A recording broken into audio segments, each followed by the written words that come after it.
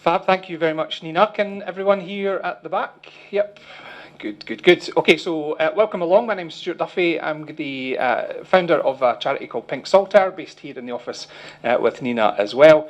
I last held an Equalities Hustings up in Cowdenbeath for one of the last elections or referendums we had a wee while ago back in 2017. So thank you to the candidates who have decided to show up tonight.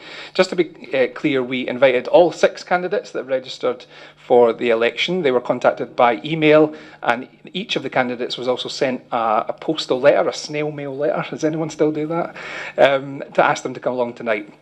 We have 3 candidates rather than each of the candidates represented.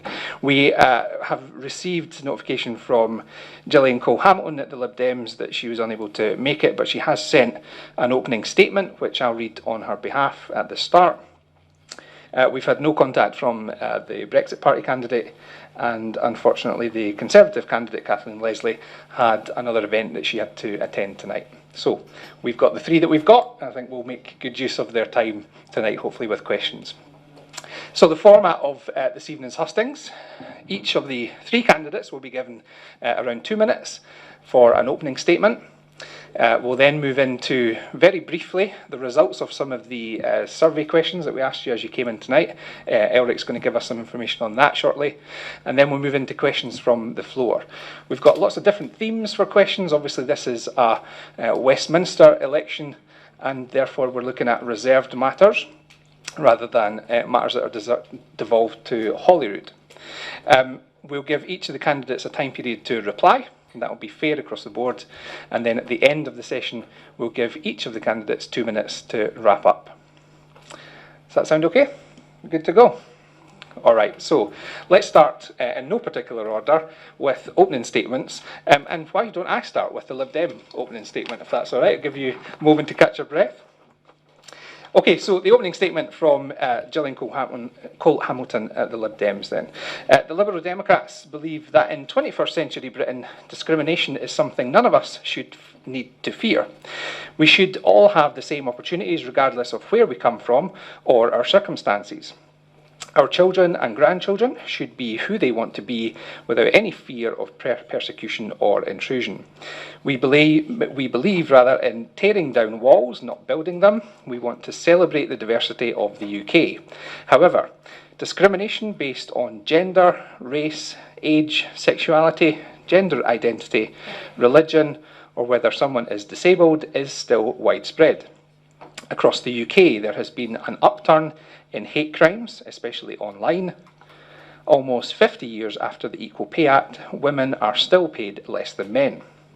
But our vision for a brighter future is one free from discrimination and intolerance.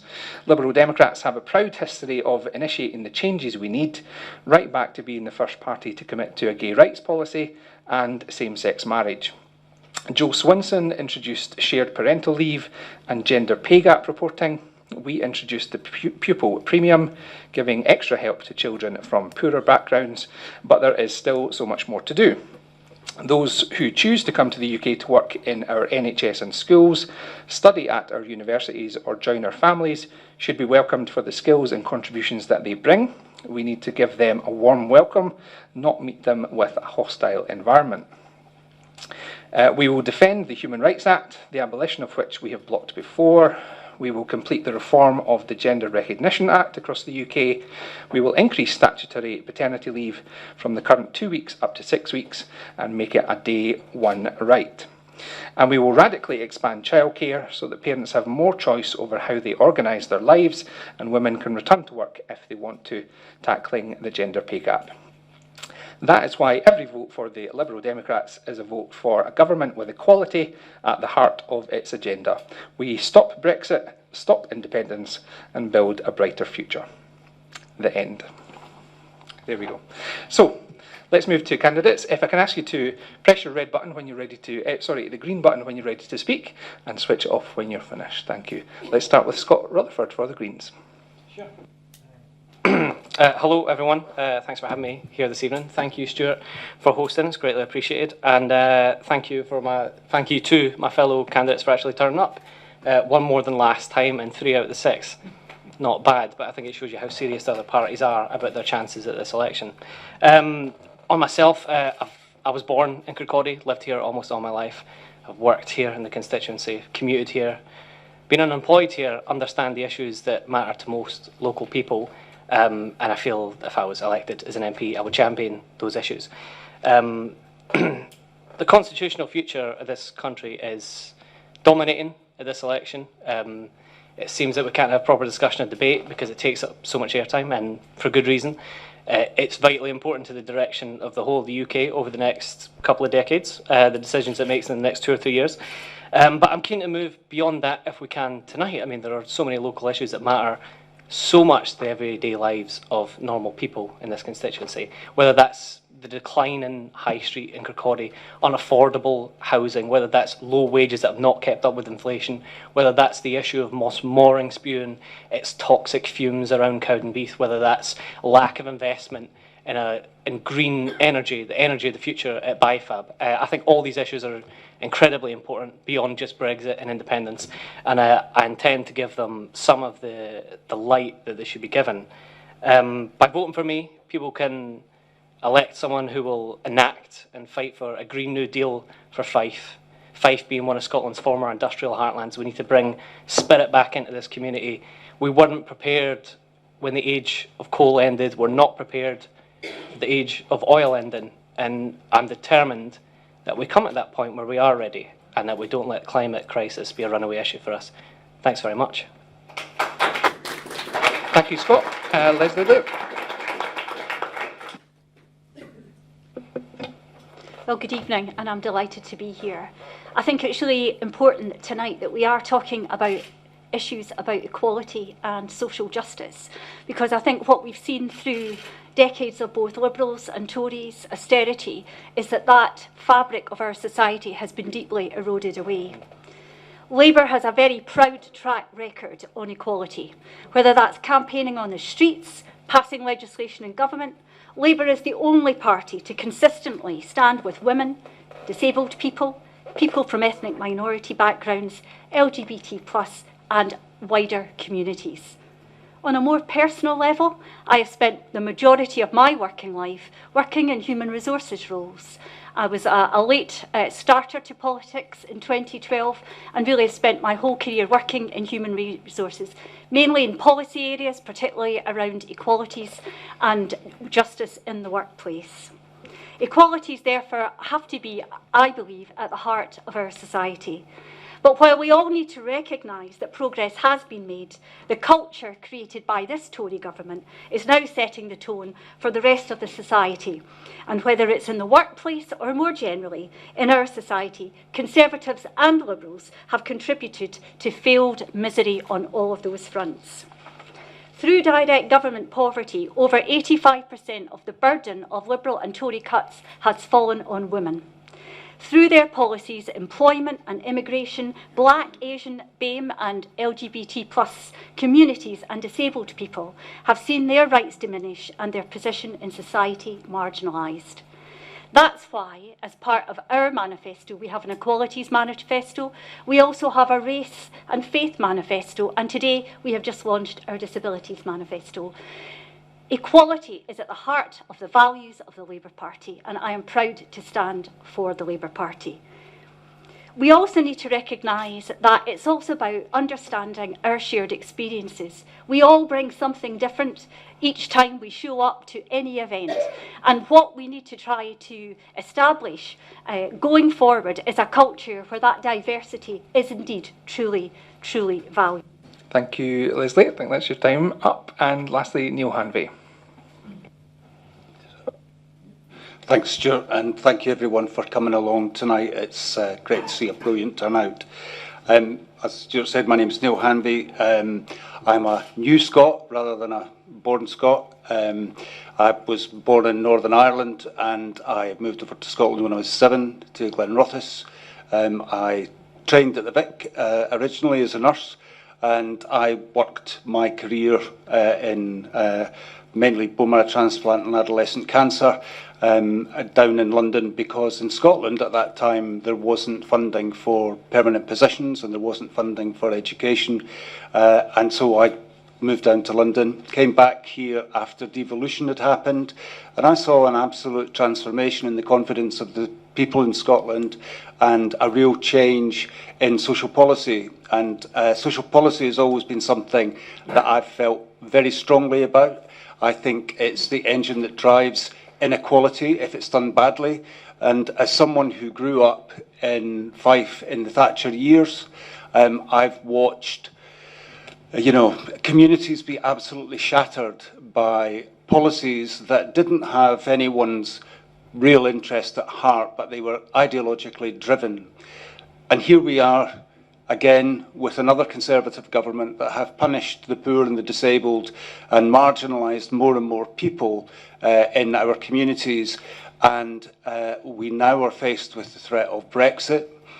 Brexit is not just a thing to get done. Brexit is probably the biggest threat to our sense of who we are as a country and who we are as people that we could ever imagine. It's a project that, again, is ideologically driven. It's designed to take away workers' rights, food and health standards, health and safety at work, environmental protections. All of these things are at risk. And going back to the start of my comment, the NHS is really important to me. It's been a big part of my life. And for that to be at risk from Boris Johnson, who said he's more than willing to take over the Scottish NHS, then I think that we need to elect someone who is prepared to go down to Westminster and make Scotland's voice heard, and with some power and authority. That is the fundamental question that we need to ask, because everything, all of the rights, all of the protections that we take for granted and our access to free healthcare is at risk from Brexit. This is the biggest issue on the doorstep. Sorry, Neale, to cut you off. I think we're going to get into all of those topics very soon. Before we get into questions then, let's have a look at how you decided to vote. Elric, I think he's behind me, is he ready to put up some stats around voting intention and topics that are important to you? Can I get 5 minutes? Oh, he's not ready yet. It was going to be three more statements. Right, okay, let's move on to the first question. We'll come back to voting intention and some of the important issues.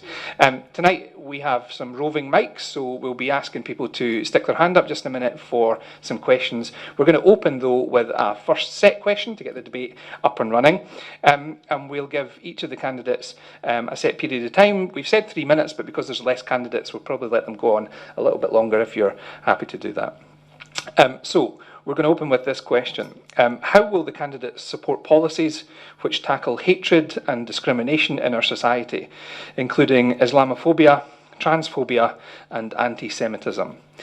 Neale Hanvey, let's start with you. Thanks, Stuart. This is obviously an issue that I am currently dealing with presently. I don't think that'll be a surprise to anybody here. However, this is fundamentally a question of justice and also a question of equality. And I've always kind of used ethical theories in my practice to underpin the decision-making process that I go through when I'm examining any kind of situation. And at the heart, for me anyway, at the heart of the equalities question is something that's 2,000 years old, and it's a principle that Aristotle presented, and it's that equals should be treated equally and unequals should be treated unequally. Now, that doesn't mean that unequals get treated less well. What it means is that unequals have to have acknowledgement of their special status and accommodation to make them feel whole in any community or society. And so I guess the thing there is that we need to look at every issue, regardless of what policy it is, regardless of the circumstance, and ask ourselves very important questions. Now, the way that we do that at the moment is through something called an EQI assessment. and that looks at equalities, looks at protected characteristics, those kind of things, and we try to deal with them and balance the needs of different communities within our society in that way. But the only way to tackle that is to try and live as an authentic principle as you possibly can. Sometimes people make mistakes within that, and I think apologies are an important part of how you deal with that. But the fundamental problem that we've got in terms of tackling racism and disableism and a whole range of things at the moment is we've got a Conservative government that doesn't care about any of those things. We've got a Conservative government who is led by a man who has a catalogue of pejorative comments that he has made that no one is prepared to hold him to account, and he won't say sorry. He's been given the opportunity to say sorry so many times, but he refuses to do so. And, my mum is a great inspiration to me, she always has been, but one of the things that she always taught me was, if you make a mistake, own up for it, take responsibility for it and apologise, and then try and make amends. And that is something that has always been very important to me, and I thank my mum for that. Thank you, Neale. Lesley Laird. Well, I think the first thing that I've kind of touched on in my introduction was really the polarisation I think that we see in our society. No matter what the issue, there is a polarisation of black or white. There's never any shades of grey. And I think when we particularly, to address your point about hate crimes and anti-Semitism and other forms of threat, I think, to the values and principles that I think we would probably all recognise and have grown up with, is that it really starts with each and every one of us to recognise that things are out of kilter, and to recognise that each and every one of us has a part to play in how we adjust that, how we stand up for that, and how we speak out for that and call that behaviour out when we know that it's fundamentally wrong. And that's why I think so much of this also starts with education.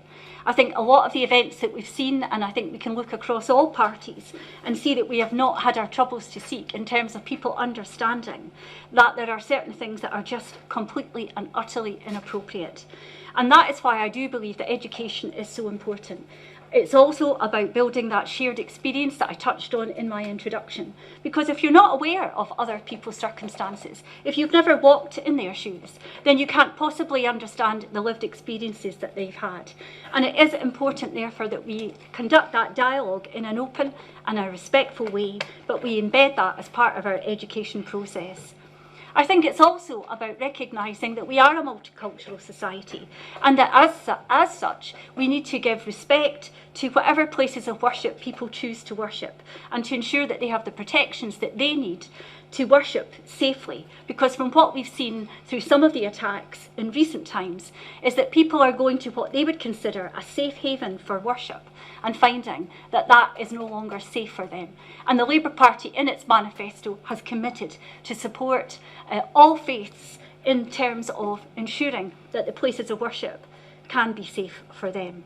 I think it's also important to touch on the rise of the right, and that comes back to the intolerance that I think we've seen, the whipping up of nationalism, particularly in English nationalism, but nationalism in many forms does cause polarisations of views. And what we've seen with Boris Johnson and Nigel Farage is that whipping up of nationalism, that polarisation, and that blaming the ills of the economy on people who are considered to be different from us. I think it's also, in terms of addressing it, about leadership. And that's why I'm delighted that the Labour Party's manifesto is so strong on equality, that we will appoint a Shadow Secretary of State to actually look at the issues that we are talking about here tonight, about equality, about social justice, about tolerance, and all of these things that underpin the values of which our society should be based on. And therefore, I believe that if we embrace a Labour government at this election, then we can indeed change the agenda and change the tone and culture of our society. Thank you, Lesley. Time's up. Over to you, Scott. Yeah, I think briefly I'll just touch on Boris Johnson as well, who, as the weeks go by in this election campaign, it just seems there doesn't seem to be one single marginalised group in society that he's not willing to insult, whether that's single mothers, fathers, working class children, black people, gay people. There's a real sustained ignorance, profound ignorance and cruelty that comes from this man who cannot speak for himself tonight, whose representative has not bothered turning up, because I imagine there's plenty she just could not defend from this man. But beyond that, the ignorance and the cruelty stemming from doesn't belong in the 21st century. I'm very proud of how we do politics differently in Scotland. We seem to be that bit more embracing. I think there's plenty of deep-rooted problems in our social and political fabric around homophobia, sexism, racism, misogyny, all this. But I tend to think we're a bit more inclusive. On that, the Scottish Government can legislate. This isn't strictly Westminster related, I realise, but please, Stuart, give me a minute. The Scottish Government can legislate on some issues. They do have some devolved competency over this.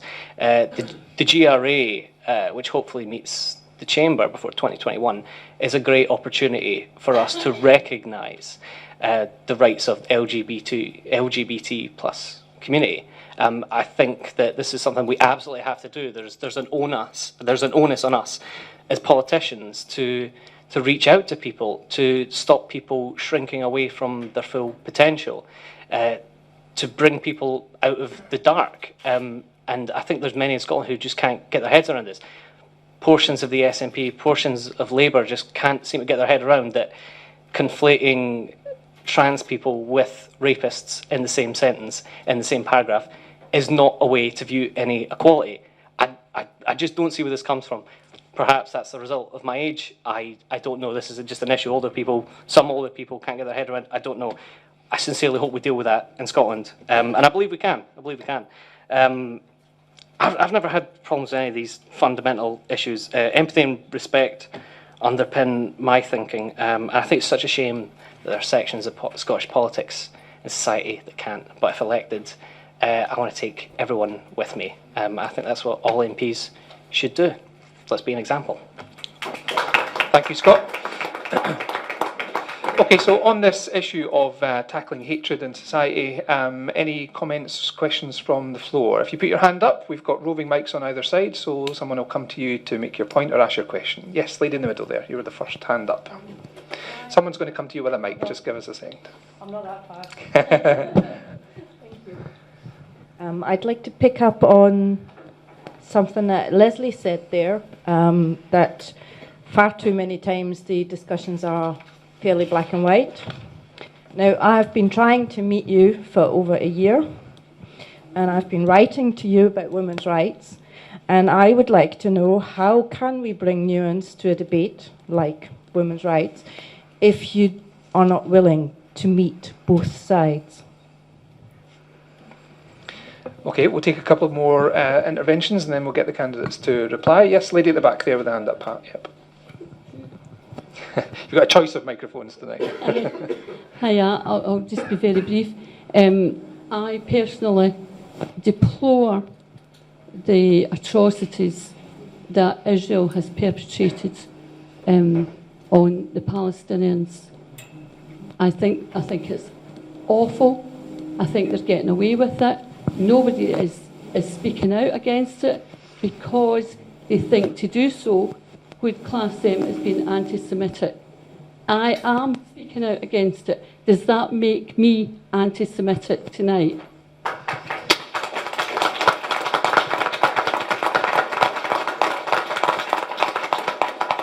Thank you. Okay, let's put those points to the candidates. Lesley, do you want a chance to reply first? Well, I think we do have to bring people together, and I think we do have to have that dialogue. I think we would all recognise that the whole issues about equality and gender recognition is one that requires wider debate and wider understanding. We were just having a conversation at the start about how we take that message out and how we engage with groups that you might typically not expect to want to engage in those issues. And I do believe it's important that we open up that dialogue. I think it also can be, again, I think quite a challenging subject for people to understand. And I'll go back to my earlier points about education. I think it's not enough to set out legislation. I think it's also about how we educate, how we dialogue, how we talk about that. And I'm happy to meet with you. I'm sorry if I haven't met you to date, but it's not that I shy away from any of those issues, and it's not that I am not open to dialoguing on those difficult subjects, because I recognise we've got lots of challenges in our society, and the whole basis of how I've operated both in my working life and as MP has been to actually get people round the table and to talk and to dialogue. I believe nothing is resolved by standing shouting at each other across a table. I think we've got to broaden up that debate, but I think we also need to recognise there are barriers to helping that understanding, and it's organisations like the Equalities organisation that are hosting this tonight who play such a vital part in actually helping to raise that level of awareness into other parts of our community. In relation to the Israeli-Palestine, I think if we look across the Middle East as a whole, we would probably all just feel so sad, I think, at the waste, at the polarisation of views and the difficulties that are faced by people who are caught up in all sorts of conflicts across the Middle East. I think there is no doubt that the ladies touched on there, I couldn't quite see where you were, around how do you have a sensible discussion about the behaviours in relation to what Israel is doing as part of its policy versus what it's doing in terms of its treatment. And all of these things are really difficult. And the Labour Party has been clear that if we were elected, we would be recognising Palestine as an individual state. So there is much to be done. I think foreign policy under the Conservative governments has been somewhat difficult. And again, I think Emily Thornberry would bring a very different culture to a values-based foreign policy approach. And I'm sure many of you here would probably agree with many of the approaches that Emily would want to take in relation to how that dialogue is conducted in relation to foreign policy. Okay, Lesley, thank you. Let's move on to Scott. Do you want to respond to both those issues? Just a wee second.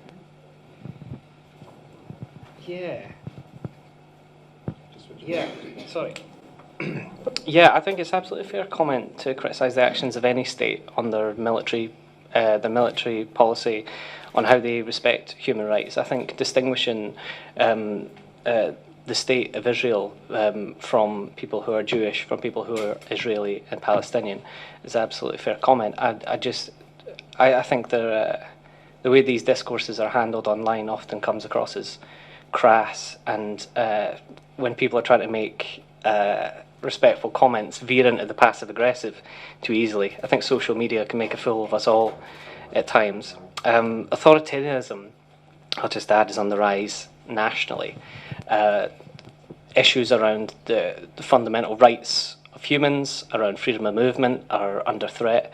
I want to see a 21st century Scotland that's outward-looking, that embraces people, that has its arms open to the world, so tied closely to the way we treat humans and give them rights and dignity. I think migration has to come into that.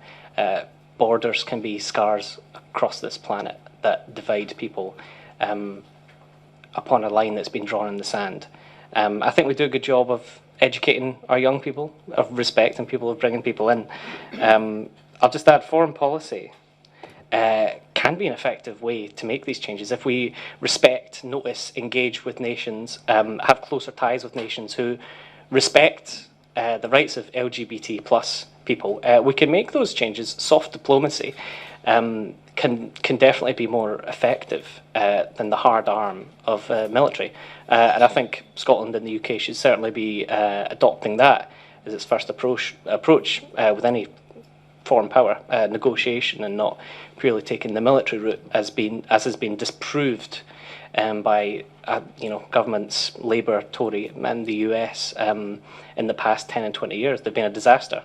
Negotiation has to be the way forward when stakes are so high. Thanks.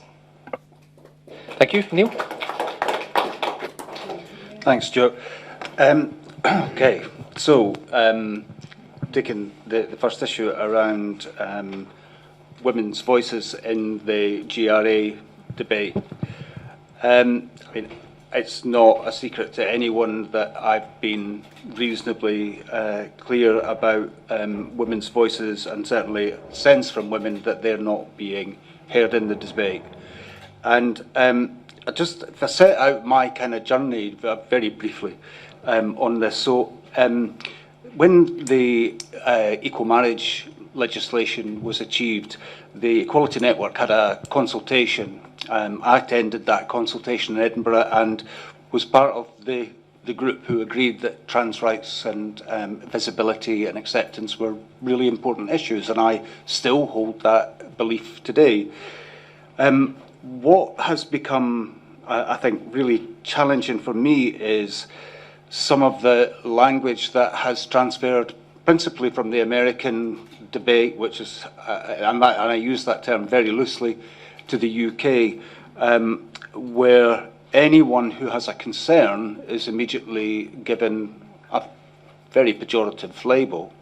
And so I have tried to engage with all the groups. I had a fantastic meeting with James Morton from Scottish Trans Alliance. It was very, very helpful. And I also had a very constructive meeting with For Women Scotland. And I think that there are so many common aims. I haven't picked up any transphobia from any of the women's groups. And thankfully, I haven't picked up anything that I would categorise as misogyny from the trans group. But it seems so difficult to have that conversation, but it's such an important conversation to have. And it goes back to that point I made right at the beginning about equals being treated equally and unequals being treated unequally. That's a foundational principle that you can use to explore every change in legislation. And I think whilst the GRA has got nothing to do with the Equalities Act has come into the discussion, and therefore there's some ambiguity about how things are defined, how they're structured, what construct means what. And so there's a really important conversation to happen there. And it is never going to be achieved by calling each other names. I think one other comment I would like to make is that when someone talks, for me anyway, with my background, risk management and the management of safety is a big part of running a large part of the NHS. You have to have that vision to look for any risks. And, you know, I think we all have a responsibility, regardless of which community you belong to participate in risk management. So, Chat you to wrap up, Neale. Okay. Can I still speak? Yeah, so that's a really important issue. So we need dialogue. Sorry, I went on a bit longer than expected. Thank you. We've got lots of questions, so we're really keen to get through as many as we possibly can. Okay, so I think it's now time to go back to Elric and just confirm with us what our voting intentions. Sorry, well, I think the candidates have answered the question in the way that the candidates have had the opportunity to answer the question. It's a simple yes or no, yeah? I think they've all had the opportunity to answer that question in the time period that we gave them. Yes, no, I'd be interested to hear the answer. I think we're going to move on to some other topics because there's lots to get through. So, Elric, do you want to have a go? Tell us where are our voting intentions and what are some of the topics that were most important to people as we came through the doors. Okay, so I'll see if that works briefly. Yeah, so these are the initial voting intentions. Not colour-coded, Elric, jeez. No, sorry, that's random. I don't choose those, I'm sorry. So at initial voting intentions, 0% for the Liberal Democrats and Scottish Conservative Unionist Party. That is initially, the 0 and 1 in the middle. 55% for Neale Hanvey from the Independent Party at the moment. We have 16 and 16% equal, that is in second position for Lesley, Laird and Undecided. And we have 11% for Scott Rutherford, Scottish Green Party at this moment. So, his name is not on it. so it didn't display. So that's a formatting. So It's your orange on there. So you're at 11%. So that's it's not color coded, but that's you here. I'll make sure it actually displays the right color for the next slide. Sorry, it's not the same screen on the other one. Okay, so the topics that matter tonight, obviously at the very top, austerity and universal credit welfare reform. That's the most at 18.3%. That's this one here. The next topic that matters today is definitely Scottish independence stroke Scottish referendum, 17.8%. So that's also 18 on that screen, sorry.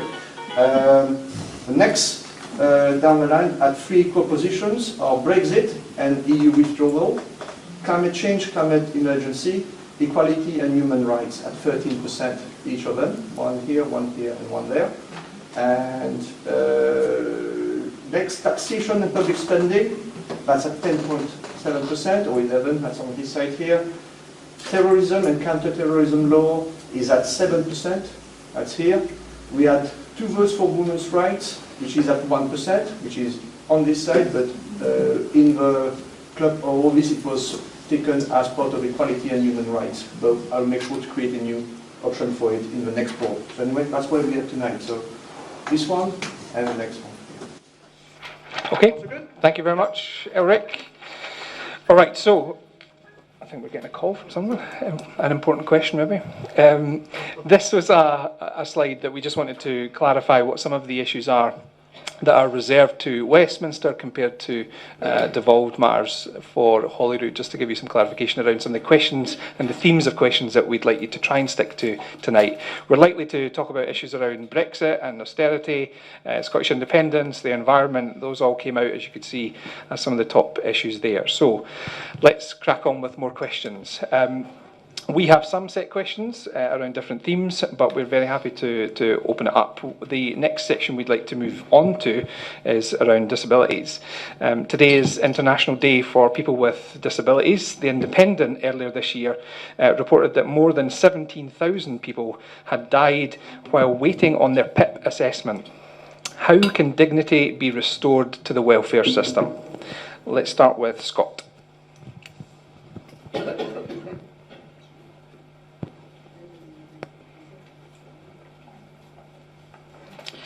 Yeah, so my uncle was hauled up for an assessment of his disabilities about 2 years ago after the Tories reintroduced some sort of welfare reform.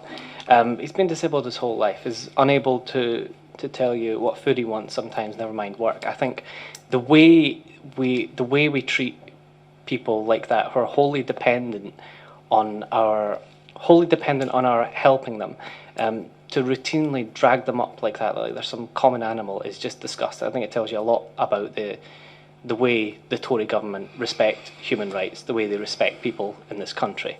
I find it absolutely disgusting. How we have dignity and welfare. I believe there are more social security powers being devolved to Scotland. I'm aware that the Scottish Government have introduced some legislation, for example, where people who are attending work-based interviews in their job centres, they are allowed to bring someone along to have with them, to help them, to coach them if need be through these interviews, which are not only harassing at times, intimidating, scary. You speak wrong, you turn up late, that's it, your money's withdrawn, you've got to go to a food bank. Okay, not a great situation to be if you're in Kirkcaldy, even worse, because they're running a huge deficit. The amount of food poverty in this constituency. How we bring in dignity is introducing, and well, perhaps devolving, more powers to Scotland for a start, but introducing legislation that actually respects people, that doesn't treat everyone like a scrounger in waiting. It treats people who are unemployed as people who are between jobs, helps them into employment, doesn't punish them. And I think, devolution of that could go a long way. Perhaps giving what we're calling UBI, Universal Basic Income, to people might be an alternative route as well. Might be something that it essentially guarantees people a certain amount of money per month, whether they're in work or not. Once you earn a certain amount in the higher tax brackets, that's withdrawn. It could help in income equality. It could help reduce child poverty. It could it could help reduce homelessness. It could go a huge way to helping people. And I'd hope we can enact something like that in the next couple of years. Should it be devolved? Should we have more powers on it? Thanks, Scott. Neale Hanvey. Thanks, Stuart. I have a pretty short answer to this, really. At the moment, we have devolution of some powers over welfare, and the Scottish Government has aimed to put dignity at the heart of that policy. These devolved powers were always designed to make things more difficult for the Scottish Government than easier, so they were a basket that were, I guess, felt to be the tricky ones. But I think Shirley Ann and her team have done a very good job in actually delivering that dignity at the heart. But the fundamental thing is, this is not about devolving more powers. It's not, devolution is not an answer to sorting out the welfare system that the Tories design.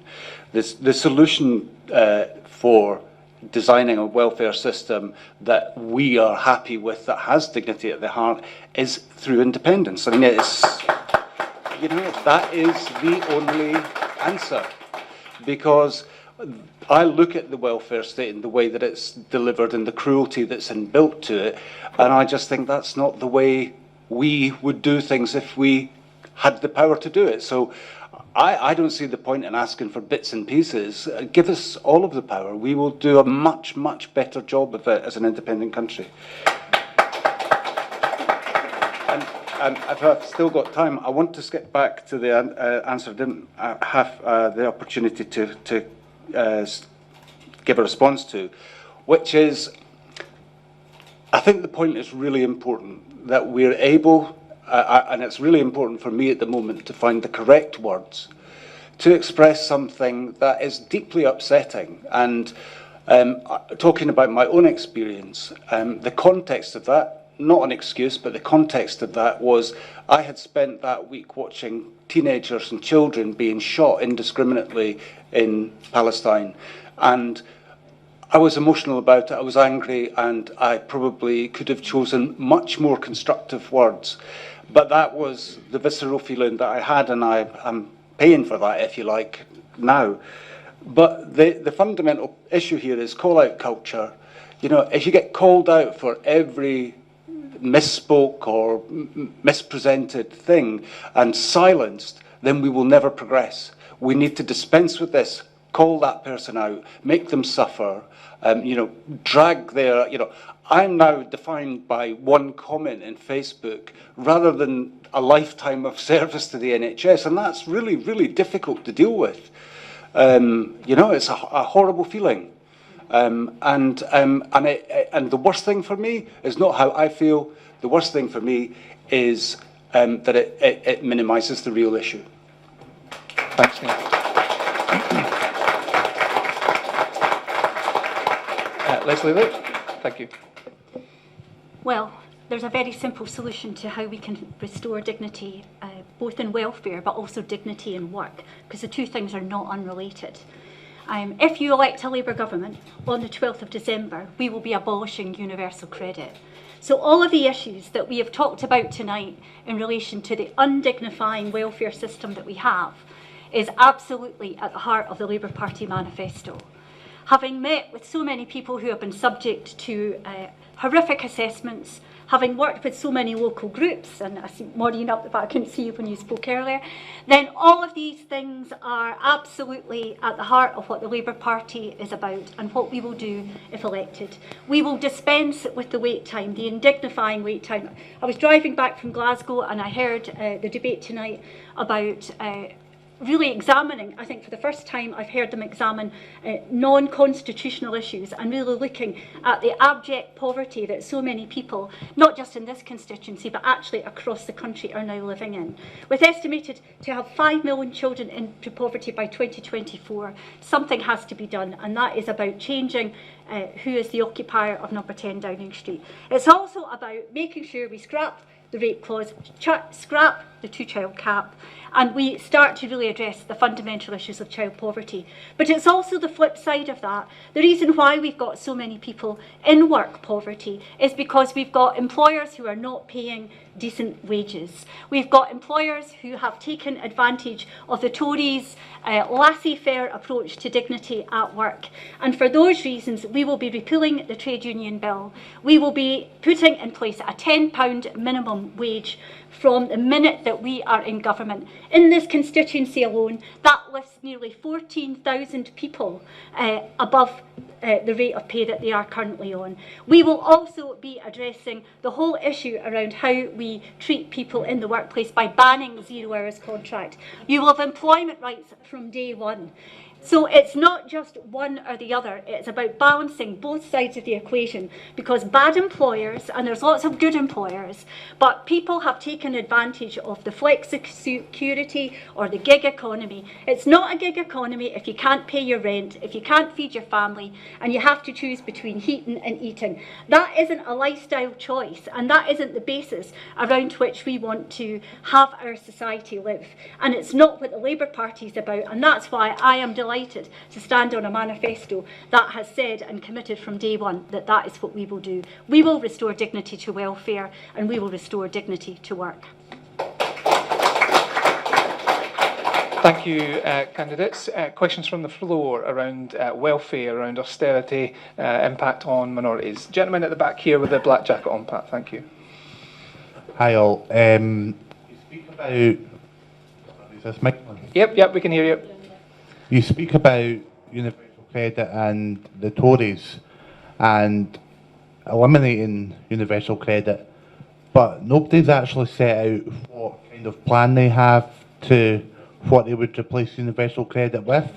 You all speak about getting rid of it, but surely we need something, a well thought through plan on what we're going to replace it with before we look at getting rid of it.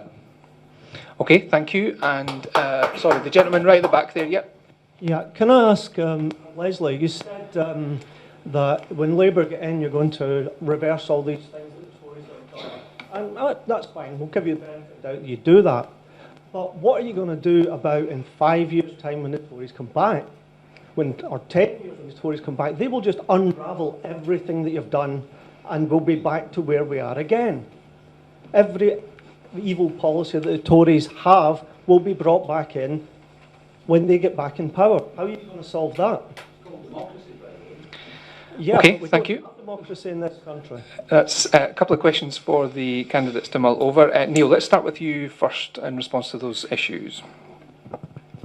Okay, so universal credit and what would you do it? I think, I can't remember the exact name of it. It always seems to escape my mind, but where we have a universal payment to each individual in the community.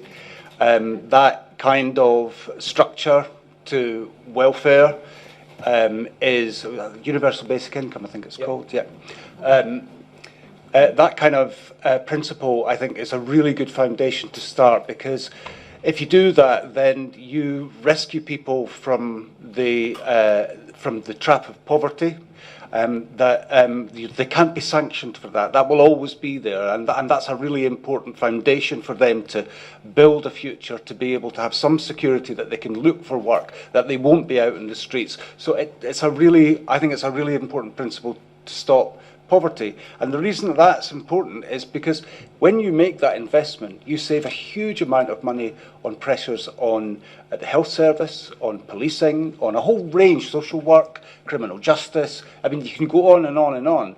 But if you're able to take some of that inequity away with a universal income, I think that's a really important starting point. On the other point, it would be no surprise for me to say that we have gone through enough changes from Labour to Tory, changing each other's policies that are never right for Scotland. It's time to just call a halt to that. It absolutely is. We can do a much better job as an independent country. We can have a welfare system that accommodates and accepts people, that doesn't stigmatise them, throw them out onto the streets, take their bedroom away from them when they're disabled and they need a storage space. I mean, God, I could go on about it for ages, but the injustice that is visited on Scotland is a result of Westminster. It's a result of Labour, Tory, Tory, Labour. You know, I mean, we will never get the government that we vote for. I mean, Scotland used to, because they used to vote Labour, so sometimes you would get a Labour government, but it wasn't because of the Scottish vote. And now we don't vote Labour, so they, you know, I'm talking not being pejorative to Lesley, but as a nation, we don't really vote Labour anymore, so not in the way that I used to and many of you used to. So we need a different government, because they don't reflect our values any longer.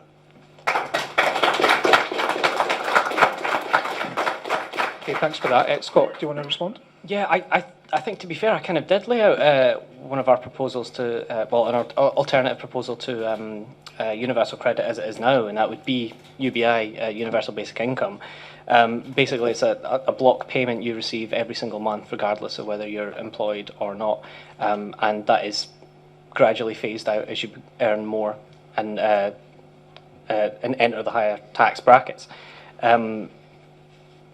I think it gives such a great opportunity for people to have that stability in their life that they just do not have now. It allows entrepreneurs to gamble on a business idea should they want it. It pays unpaid care work and allows people to look after their relatives, which isn't paid now and is mostly done by women. And it's part of the reason why the gender pay ratio is so high. I think it's 87 pence, 70 pence or something every woman earns to the pound against the man. That's atrocious. It's a huge bubble of inequality and something that in the 21st century we definitely should be putting up with.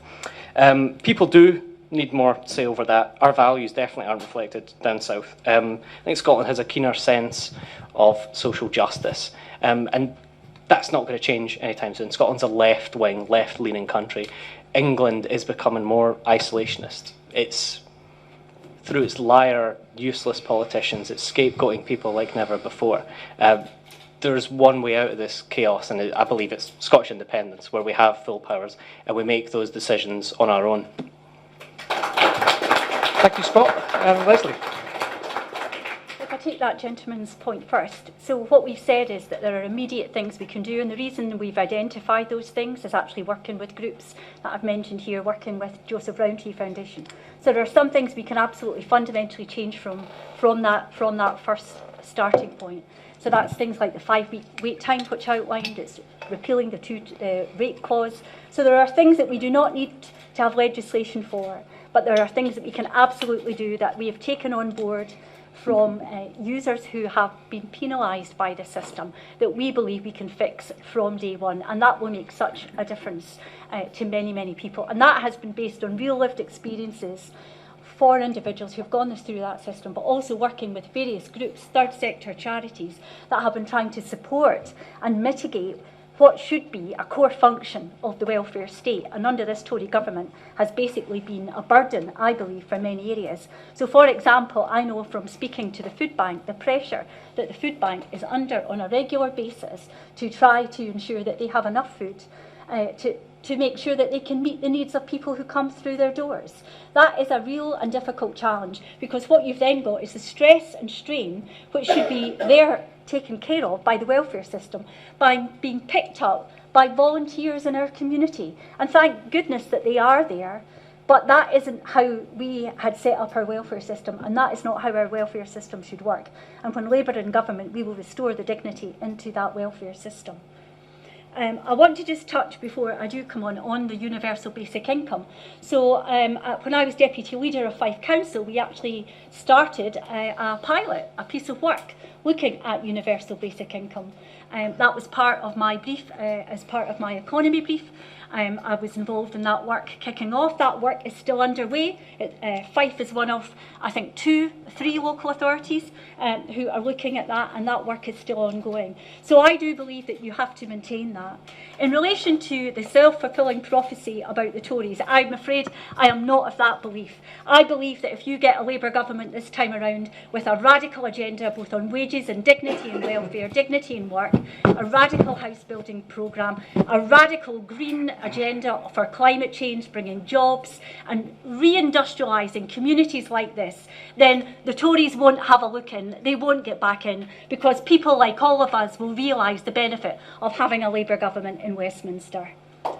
Okay, thank you, Lesley. I can hear some rumblings out there. Any additional questions around austerity, welfare? Gentleman in the front here, and we've got another gentleman here with his hand up too. One on this side and one on this side. Thanks, Pat. Thank you. A couple of the candidates have spoken about the importance of Scottish independence in order to stop this Tory-Labour seesaw. To my horror, I've noticed in the last 3 elections, I think, a radical rise in people voting Tories. We used to have more pandas in Scotland than Tory MPs. We've got now 12 or 13 or something. 5 councillors riddled with them. So here's the thing. How are we going to safeguard in an independent Scotland that we're not going to end up with the Tories running Scotland and Jeremy Corbyn running the rest of the UK? And in the interest of balance, for Lesley, language is important. According to the United Nations, there is no conflict in Israel-Palestine. There's an illegal occupation, there's apartheid, there's ethnic cleansing. That's not my opinion. That's the United Nations. Okay, and the gentleman just here. As somebody who's on universal credit, somebody who's suffering from anxiety and depression and being made redundant and whatnot, I was on job seekers allowance at a young age, but recently been put onto universal credit. My question for Lesley is, I mean, both Neale and Scott have both said about UBI, but you haven't really made it clear whether you support that idea as well, or whether or not by scrapping universal credit you're just going to go back to the job seekers, income support and everything else, you know, and still have to go through assessments. You know, I mean, I had 2 knee operations and I was sent twice up to get assessed, and both times judged fit for work, and then I had my knee operation. So whether or not you support the idea of UBI and whether or not you would push for that kind of thing in Parliament, or whether or not you just think to yourself, right, okay, we'll get rid of universal credit and go back to the way it was before, which didn't work either. Okay, I think we'll give Lesley a chance to come back on those straight away. I think you're absolutely right, and I think it comes back to what kind of society we want to have. So as someone who led the effort on universal basic income, I would definitely say I've got a vested interest in looking at that. I think it's been interesting to look at the studies where universal basic income has been introduced, and there's different versions of how that works. I think the pilot that's underway, I think, will be helpful in actually shaping that, and there are other pilots elsewhere. John McDonnell, our Chancellor, has also engaged with some academics around further work around universal basic income. So what we've done really is to try to prioritise, if we are elected in government, what needs to happen on day one. And the first thing that needs to happen on day one is that we need to stop the injustice that's already within the current universal credit system. I think what we also recognise is that this is an opportunity to bring dignity to the welfare system. But as I said, that also sits hand in hand with what we do in the workplace by making sure that employers are also treating people with dignity and paying them a decent salary. So I think it's not about one or the other. I think we do need to look more creatively about kind of systems we want, and I think that does have to sit alongside our value system about what kind of society we want. As someone who has been made redundant 3 times in our working life, then I know the challenges that can face. And it is then about trying to ensure, I wouldn't put a bet on that if I was you.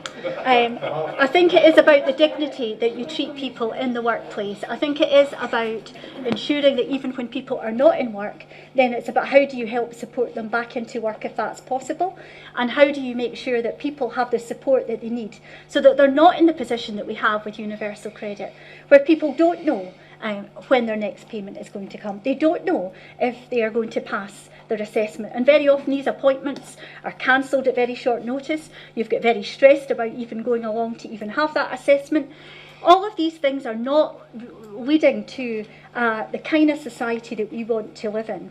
We've talked about hostile environment in the immigration system, but actually the hostile environment is also in the welfare system. And I do think we have to get back to first principles and look at that. So I think, my personal view is, I think we need to be open to what would be a better and more dignified way of treating people. And I do think that universal basic income is one of those things that we should continue to explore. And just while we've still got time for your answer, this gentleman was very clear about the risk of a rising Tory vote in Scotland and the potential of how you mitigate some of that in an independent Scotland versus as part of the United Kingdom. Have you got a response to that gentleman's Well, I guess question? your opportunity comes first to mitigate that on the 12th of December. So you can either sit and have another 5 years of Boris, or you can embrace the Labour Party with its radical manifesto, which will alleviate a lot of the issues and concerns that actually you've all been highlighting tonight. So that choice is yours. You can choose, because I'll tell you that's what's coming first. And if it's a question of prioritisation, and if you care about your society and you care about people, then the choice is pretty clear. If you want Boris Johnson out at number 10, there's only going to be one other occupant, and that's Jeremy Corbyn. Okay, thank you, Lesley. Neale, do you want to come in? Yes, thanks, Chair. Bill, first of all, I mean, the Tory Labour seesaw that you made an observation of, and the reshaping of Scottish politics after 2014 is a really interesting, development. I don't think anyone could have predicted in 2017 that we would have Conservative councillors across West Fife in almost every ward. I still find it hard to get my head around that. For me, it's perhaps it's the comfort of being in a middle class. I don't know. I've no real answer for it. Perhaps it's a unionist issue that unionists have grouped around Ruth Davidson's message. It's really hard to understand. But do I think it's got longevity? I'm not sure. I know that in some areas there has been a spike up in Conservative votes in Labour households in this election, where people want to get Brexit done. And my thoughts on that is, if you get Brexit, you get done. It's that serious. Going on to David's point, I mean, I think mental health is probably one of the biggest casualties of the work capability assessments. And let's not forget that the work capability assessment was introduced under Gordon Brown's premiership. There's a fundamental principle here that, and it's something that I've, I guess, embodied in my life, is that people who don't feel that they matter, who are given the message either by the state or a community that they don't matter, tend to suffer. And the real challenge is making sure that everyone not only feels that, or not only we say, oh, they matter, but they have to feel that they matter. And so we have to take all of these deliberately obscure and overly long, dehumanising assessments out of a benefit system altogether. I know of a friend of mine who has a profoundly disabled son. He's not getting any better, but she has had to go through that lengthy assessment so many times to say it's not any different. Or people who are at the end of life, who are forced to they're told that they have to go for return to work interviews because they're not deemed ill enough. People in their last 6 months of life. I can't believe we're there. I think that is so dehumanising, so unfair. But there are other things that are important in all of this, and that's 0 hours contracts. They need to be banned. It's an absolute joke. And last point is on Brexit. All of these things that we're talking about tonight are at risk. It's so important to understand that. Thank you, Neale. And Scott, do you want to come in to finish? Yeah, first on the questions of the question of the Tory proliferation in Scotland. Yeah, I can't really remember a time in my sort of adult life, my sort of politically active, aware life, where the Tories weren't somewhat of a force, being essentially a child of the referendum, if you like. I don't see their 23-25% they tend to get nationally is particularly worrying. Their media darling, Ruth Davidson, is now gone. You know, the nice face on the toxic brand. I think it will erode their support in the long term quite significantly. Murdo Fraser and Jackson Carlow are not nice, affable people. Michelle Ballantyne, yes. They're rotten to their core, and I don't think will chime with the average voter. On the simple platitudes they put out on their election material, no Indie Ref to get Brexit done. These aren't simple ideas, and they're conveyed as such, and it does their electoral prospects no harm at the ballot box. But people are going to feel disillusioned when they don't deliver these things. Get Brexit done well, trade negotiations take on average about 13 years. That's not going to be done in a matter of weeks, never mind months. Let the Tories play out. They are not going to go down well in Scotland. They're hugely disliked now. When they can't meet their promises, people will stop backing them. They'll look for an alternative political home, whether that's going to be something more traditional, like those voters going back to Labour or seeing the Lib Dems or the Greens or the SNP. Who knows? I'll touch on the social security question as well. I'm so sorry, mate. I mean, it is bloody horrible going to that job centre, being looked at like you're nothing, getting sanctioned if you're late. Been in that situation myself. It's absolutely horrible.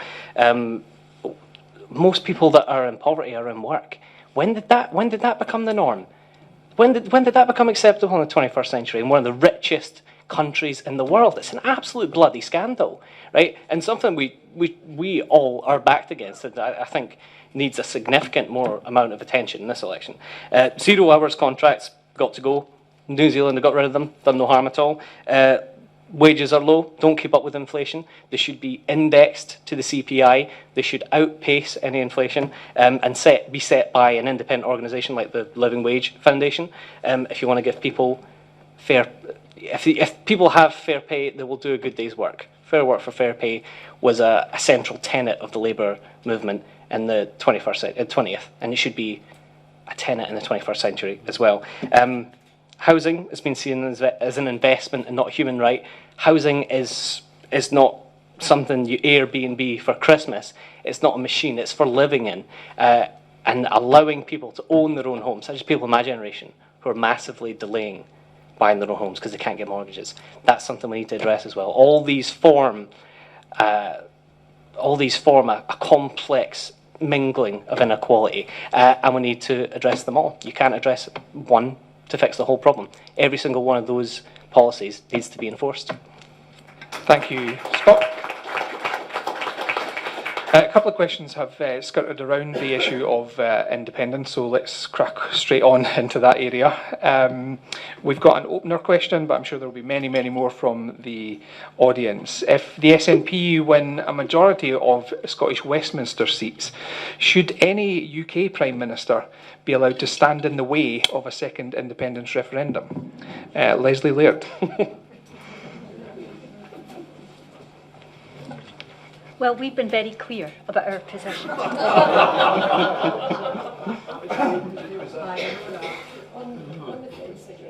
No, I'm quite happy to sit and spell it out if you just all hold yourself back. What we are saying, if we are in government, our priorities will not be focused on independence. Our priorities in those first few years of a Labour government will be to address actually most of the issues that you've just touched on here tonight, that you all say are really fundamentally important to you in your everyday lives. And that is why our focus and our agenda will be, in those early years, focused on climate change, focused on regenerising and focusing on our economy, focusing on those 120,000 houses that we want to ensure are built in Scotland, focusing on investing in the kind of wages and salary that people should be earning and having that dignity in work. That is where our priorities will be. It will also be about getting Brexit done, not in the Tory sense, but in the sense of actually putting that back to the people. Because what has been demonstrated through this whole Brexit process is the inability of Parliament to reach a conclusion on where we are. We have seen 3 Tory Prime Ministers come and go over the Brexit period. We have seen all sorts of manoeuvres within Parliament to try to really thwart Parliament in terms of unearthing and scrutinising the deal that has been presented. We've had to use the humble address in order to hold this government to account. We've had Parliament prorogued to stop us even debating the issue. It's absolutely clear that if you leave Boris Johnson in number 10, then we are just going to have more of the same. That is why we've said that after all of this time, after these years of dithering and delay, it needs to go back to the people. And that is what we've committed to. And that will be our priorities in the years of a Labour government. And just to clarify, while we still have time, what does the first early years mean to a Labour government? Well, I think if you look at our progressive agenda, you will see that there's quite an aggressive list in those areas. And what we've said is those early years. That could be anything, I don't know, 3 to 5 years is probably a period of time that people recognise as early years. But I think what we also need to recognise is that there will be Scottish Parliament elections in 2021. And clearly, as a democratic party, as a party of self-determination, we do recognise that there will be a choice for people in 2021. And again, I think that will be something for the people of Scotland at that time. But right now, that is a hypothetical question, because right now, the fundamental issue that is facing this general election is simply this. Do you or do you not want Boris Johnson to continue in number 10? Because that is the fundamental issue. Do you or do you not want to have a say on Brexit? Do you or do you not want to stop universal credit? Do you or do you not want an economy that works for all and restores to dignity? Because if you want those things, you've got a very simple decision on the 12th of December, because you can make that decision, elect a Labour government, and that agenda can start on the 13th of December. Okay, thank you, Lesley. There's a couple of comments in the audience. So there's a gentleman right over here in the burgundy top, I think. Yes, sir. There's someone coming to you now. Thank you very much. It's just a question mainly for Lesley. Suppose we're going to have a second Brexit referendum, and suppose the result is exactly the same as the previous one, namely England wanting to leave and Scotland wanting to remain. Would you then take Scotland out of Europe against its will? Okay, thank you, sir. And there was a question from a lady in the striped top here at the back, I think. Yep. It's a question for Lesley as well. I would like to ask why you think it's democratic to take the Brexit referendum back to the people for another vote, but it's not democratic to allow the people of Scotland to have a decision on an indirect too, when the majority of people in Scotland voted SNP on a manifesto that if there was big constitutional change, they would be allowed a second referendum. Because that's undemocratic. Yep. Thank you. Thank you. We're going to go along the panel and come back to you, Lesley. You'll be able to answer that question. So, Scott, let's come to you next, and Lesley will get a chance to answer that question. Yeah, I think it's quite telling that Lesley could answer the first question without lying when asked what her clear position was. That's it. What was I lying about? I think you need to, we're sorry, here laughing, not lying. No, well, you were laughing. Well, I don't think that's what Anyways, I I'm good. I don't think that's what Well, I apologies. Freudian Freudian slip, okay? Well, I don't think it was Freudian. And we're here tonight at Equalities Hustings, where we're talking about dignity of debate. But to use that phrase in that context is really just completely and utterly inappropriate. And let me just clarify, the reason we're laughing is because I think we all recognise... Well, Lesley, I think I was asked the question. We all recognise... Well, you've opened this debate up in this way. We all recognise, I think, I was trying to bring a little bit of light humour to clearly a situation where I think it's fair to see from the selection of topics that there's a very strong independence group of people in the audience tonight. So it wasn't about being disrespectful, it's absolutely about recognising that I am probably holding a minority view here, and if we can't see the humour in that, then by gosh, we really have lost the plot. Let's give Scott a chance to respond to the questions. Thanks, Lesley. I'm sorry for offending you, Lesley. I did mean to say laughing, because you were laughing at the prospect, and so was everyone else, at your clear position, because I don't think it is clear. right? I think that's a very fair point to make.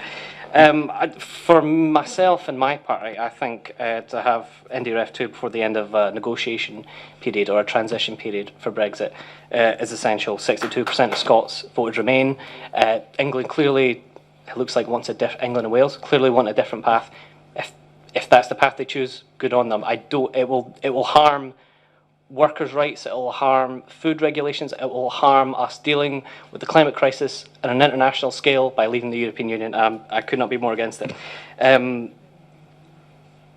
think the potential an independent Scotland could have with the central bank to invest in its people and address the climate crisis simultaneously is a huge opportunity. I think most people would buy into that message for an alternative economy. If a pro-Indy majority is returned in the Scottish Parliament in 2021, I think it is, then no PM should stand in the way. That's a clear mandate. No PM should be able to do that.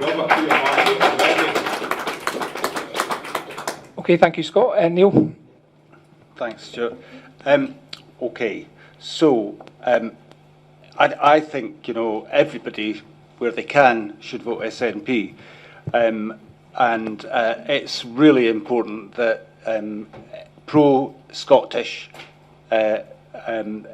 MPs are returned in numbers in this election, because we have been ignored, humiliated, laughed at throughout the last term, and it is completely unacceptable. We were promised a union of equals, and it has been anything but. If we're talking about equality, this is not an equal relationship. But I made a few notes when Lesley was speaking, but I think she made the point I'm going to make for me, which is, do we want the dysfunction of Westminster for the next 3 to 5 years? Either Boris Johnson or Jeremy Corbyn making the decisions for Scotland while Scotland continues to be ignored. The fact that Scotland has already made its choice very, very clear on the EU with a 62% majority. But I think the point that you made was really important. How many times do we have to answer a question we've already answered about the EU? The risk of a Boris Johnson government and the risk of a Corbyn government, who will possibly not have a huge amount of support up here, is very, very clear. I don't believe Scotland needs a second referendum on the EU. We've made a very, very clear statement on that, and support is continuing to rise. And it's democratically incoherent to argue for a second EU ref and then oppose a second independence referendum. The people of Scotland have made a choice. The EU is not perfect. I'm not saying it's brilliant. There are bits of it that I really don't like, but certainly the social freedoms and some of the good bits, if you like, are really important to our way of life. So the fundamental question is, all of the issues we've spoken about tonight, about poverty, about in-work benefits, about in-work poverty, all of those issues, do we want them to be decided by Boris Johnson and Jeremy Corbyn, or do we want to make those decisions ourselves? That is fundamentally the issue. Are we going to be better at doing it than they are? And I think we are, and I think that makes the argument very, very clear. Okay, thank you, Neale. Lesley, both of the questions were put directly to you, so let's give you a chance to some extra time, if you like, to answer those questions. Okay, well, the franchise for the European election was a UK-wide one, and that is the basis around which democracy operates. We were part of that franchise, and that is the decision that we've made. Franchise? It's a union. The voting franchise was a UK franchise. That is the principle around which it was set. We also had a vote in 2014 where the people of Scotland did make their opinions known. You've touched on the fact that there's been a material change because of the Brexit position. As yet, there hasn't been a material change because we haven't left yet. We have not left yet.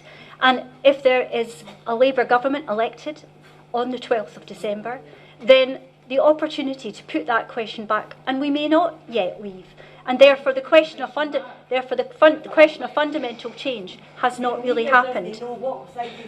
Let's just give the candidates a chance to answer your question, please. What we've seen throughout this debate is just that kind of polarisation, that we all have very passionate views about what we want to see out of this debate.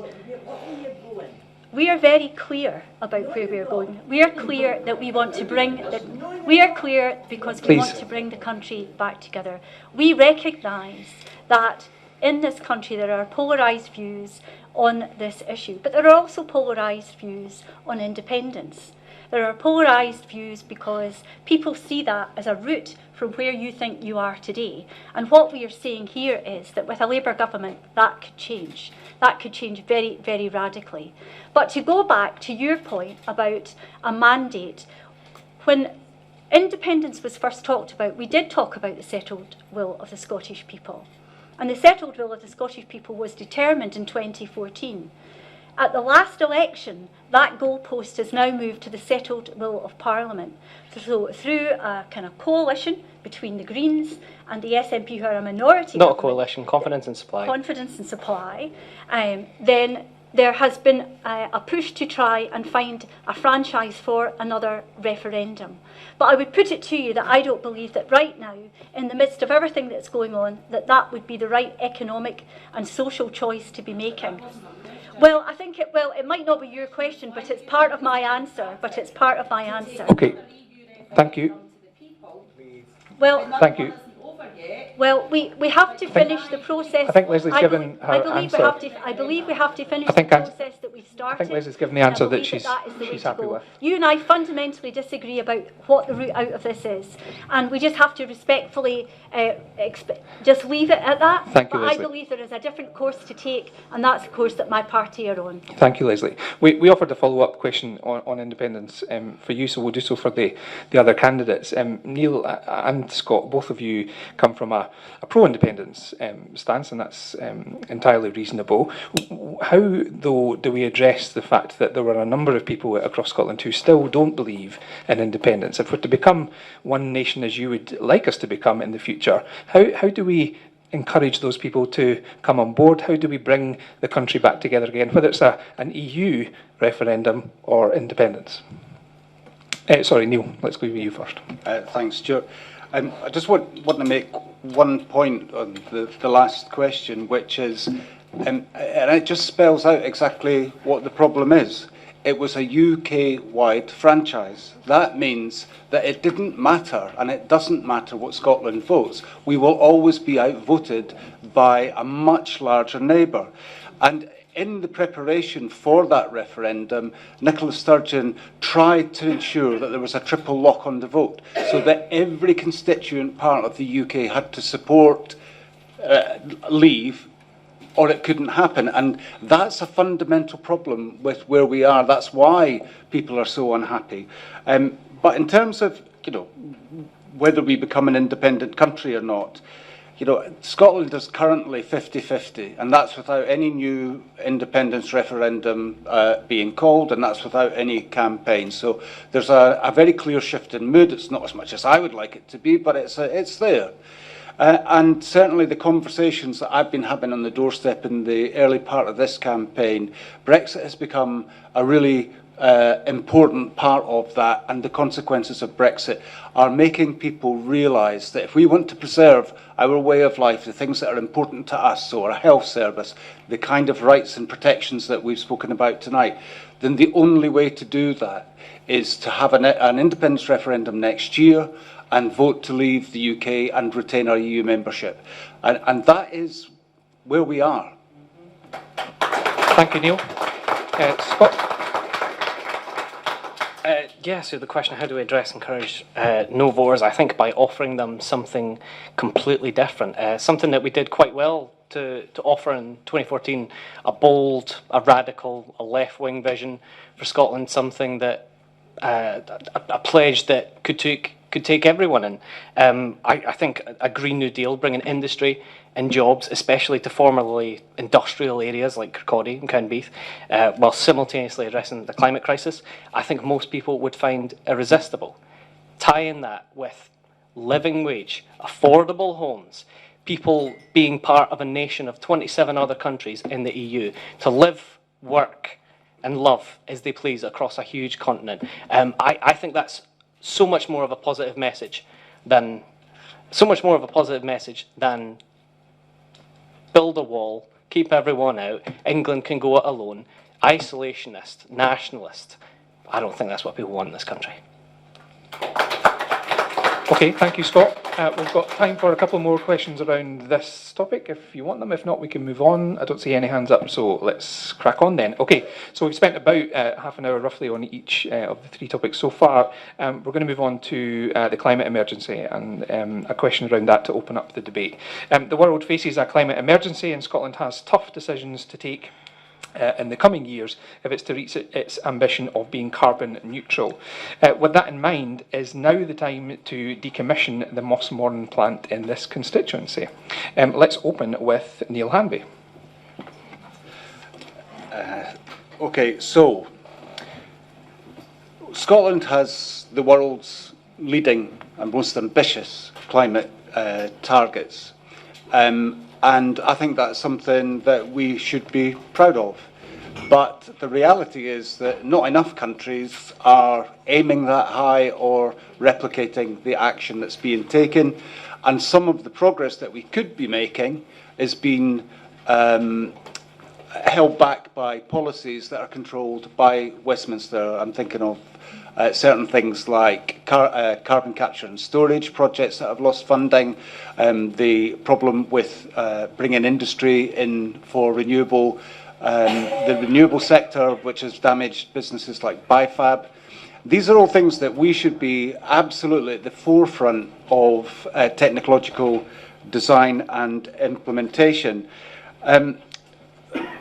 In terms of Mossmorton, which is, obviously a very important issue, there is, I think, a need to deal with Mossmorton. It's a hydrocarbon factory, if you like, but there's also a bit of balance to be struck there, which is that we will, if we want to get to a carbon neutral status, we need to get our diesel and petrol vehicles off the road and move to electronic vehicles. And electronic vehicles, if they're going to run well, need robust plastics to build their structure. That's how the bodies are built for them. So we do need plastic, but that means so the Mossmorton could be much more environmentally friendly, and it is, from my meetings, both with the Shell element of the plant and with the Exxon element of the plant, they are taking that seriously at the moment and progressing all of the projects that they can do. But the one thing that I did pick up, which I think is really important and goes back to carbon neutral transport, is that they, as part of the byproduct of the process in the cracker, they generate hydrogen.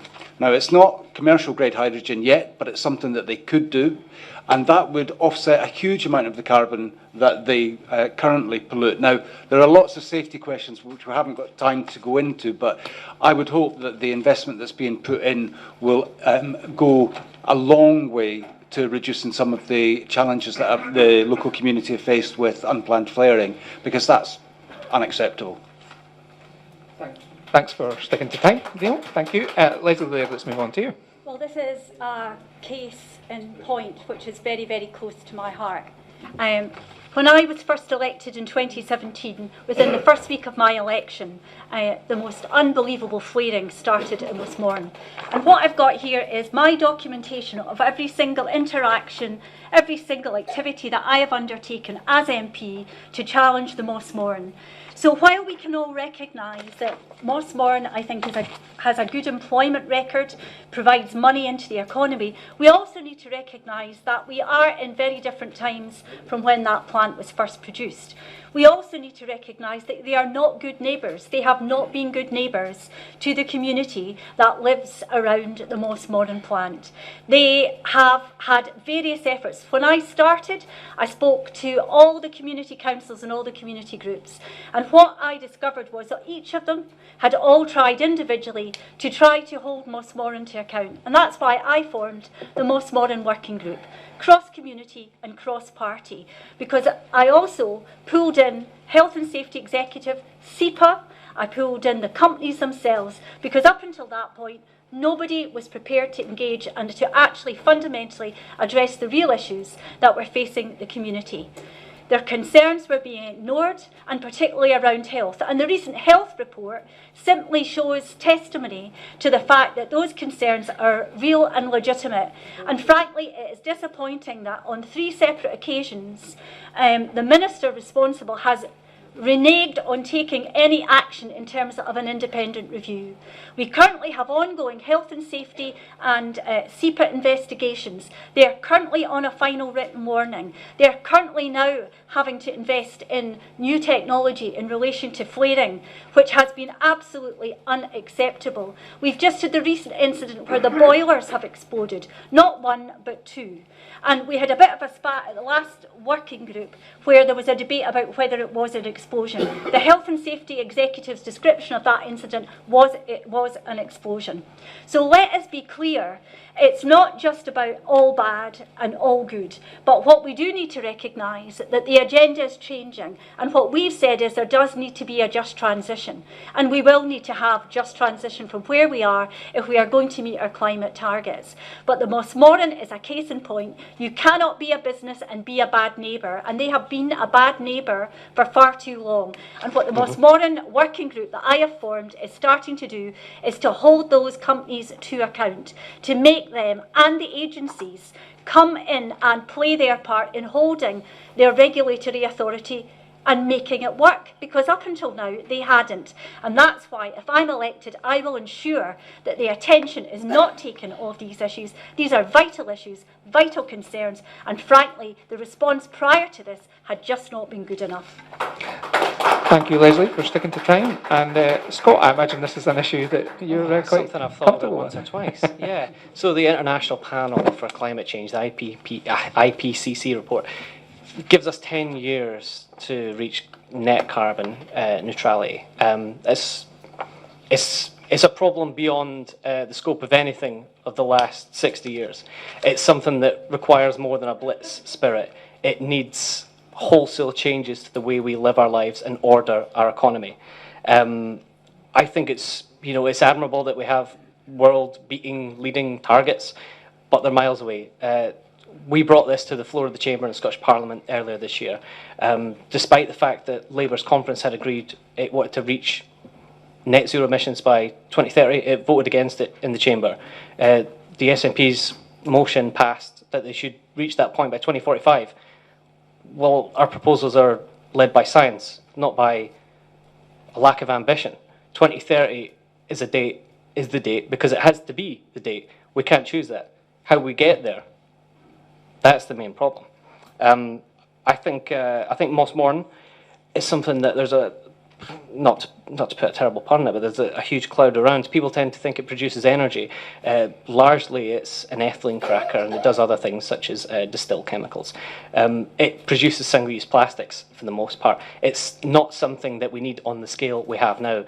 Plastic use and demand is in decline. We cannot keep supplying it in the same way that we have been before.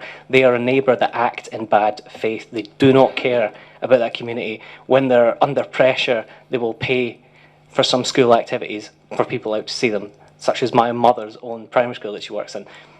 That's as much as they care, is getting some good PR, putting a couple of million in occasionally just to keep some good faith with the neighbours. I think it's despicable what they do. I think it's, unless they can reach zero emissions by 2030 and they can stop the flaring, or at least limit it severely, it has to go. They're not going to reach those ambitions.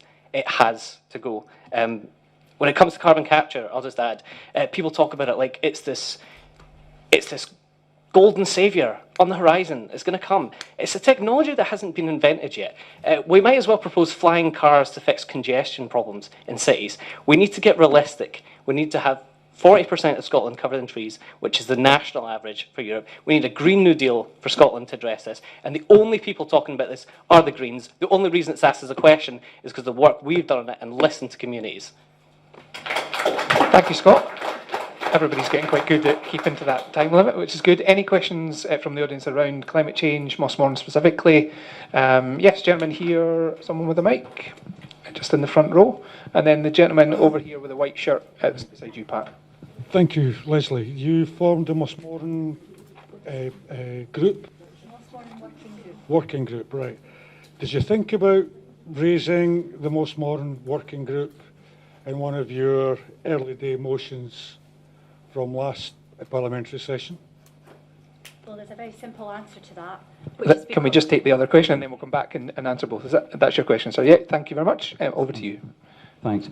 I'm a Labour councillor and I have the responsibility for economy, tourism, strategic planning, transportation, just to make it nice and clear that with the longest title of the council, it takes me a while. I just wanted to come a couple of things. The Fife Council passed a motion and made it policy just a few months ago that there should be a strategy to decommission Mossmorton and compensation should be sought for the communities around it.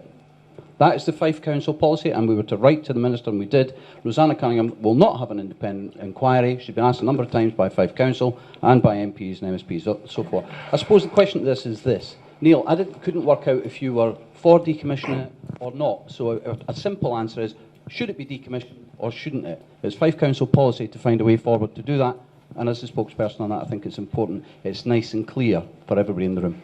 Thank you. I think, if I'm right, Fife Council have requested twice now that this has been taken, 3 times, sorry, this has been taken to the Scottish Government for action. Neale, let's come in, you can respond on that first. Yeah.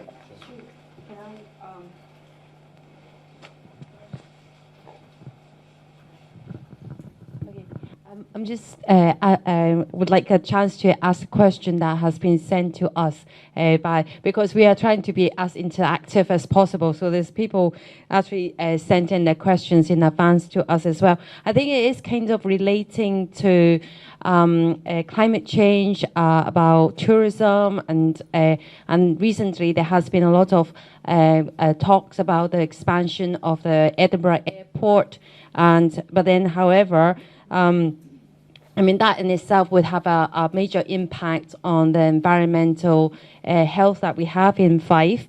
But then I think there's also people, in terms of wanting to access public transport, people are feeling that they are handicapped, that's their words, not my words, handicapped in Kirkcaldy for travel to Edinburgh Airport. The airport bus does not include Kirkcaldy. Why the service cannot be improved to include the main city of Fife. And it is a reserved issue because the airport buses are mainly kind of like subsidized by the airport themselves, which is, as I was told by the airport, is a reserved matter, the whole function of the BAA. So I think, just in case people wondering, but I think the airport buses tend to be as a negotiation and provided and subsidised by the airport. Okay, thank you. Neale, so coming back on that point on Fife Council's policy, the Minister's refusal to launch an inquiry, and also about local transport and the impact that that might have on the environment. Certainly. Altney, so, yeah, I mean, we had a resolution when... Well, no, I'm going to give you a reasoned answer. At the recent SNP conference, I spoke in favour of a resolution to reduce plastic, particularly single-use plastics, by 2025 to net zero. And one of the comments that I made on that was about the need to have a transition from hydrocarbons to carbon-free, and that includes the decommission of plants like Mossmorton. I think everybody agrees that that needs to happen. But the fundamental problem that we've got there is we need to make sure that we've got industry for people to transition to. So the example that I got was, as a country with a huge resource of potatoes, seaweed, and other such things that you can make biodegradable plastics from, we have zero capacity. We don't make any biodegradable products in the UK.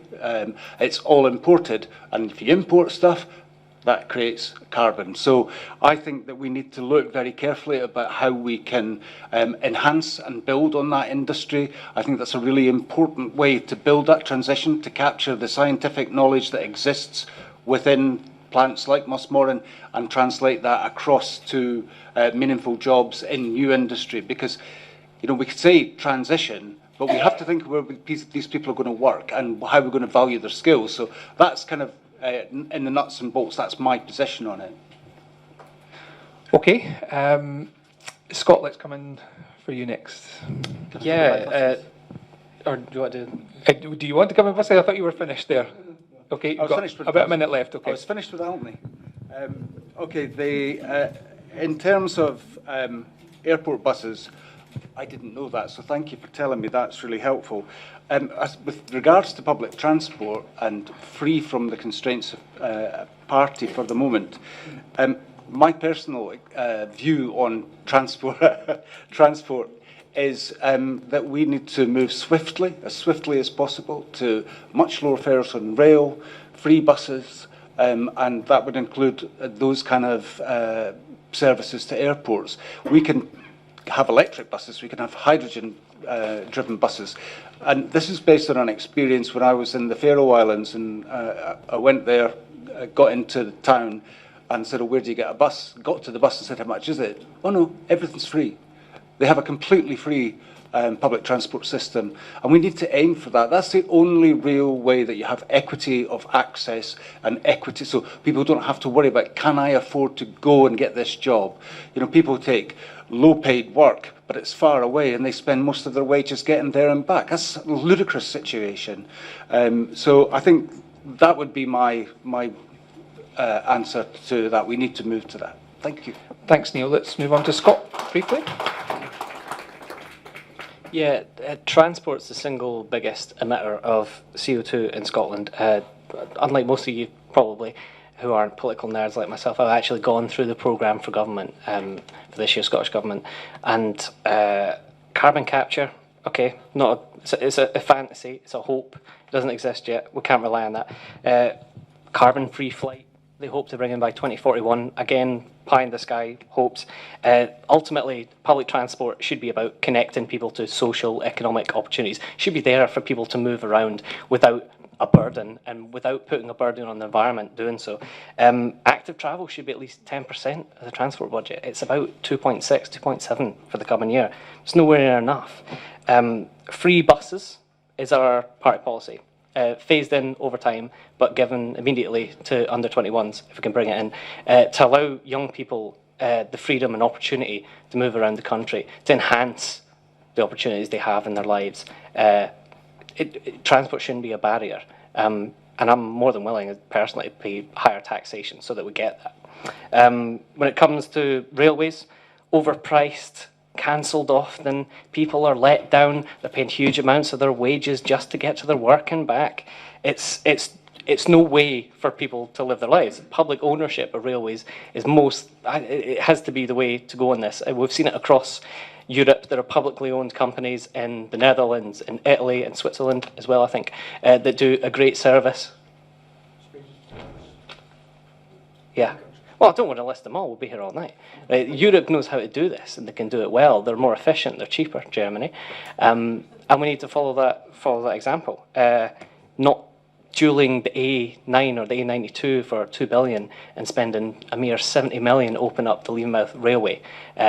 70 million of that opened up opportunities for one of the most multiple deprived areas in North East Fife that Scotland has. Clearly, public transport can be a bit of a silver bullet in giving people an opportunity to move around. It's essential in everyday life. 21st century, we need to get on board. Car travel should not be the only option to live a normal life. Thank you, Scott.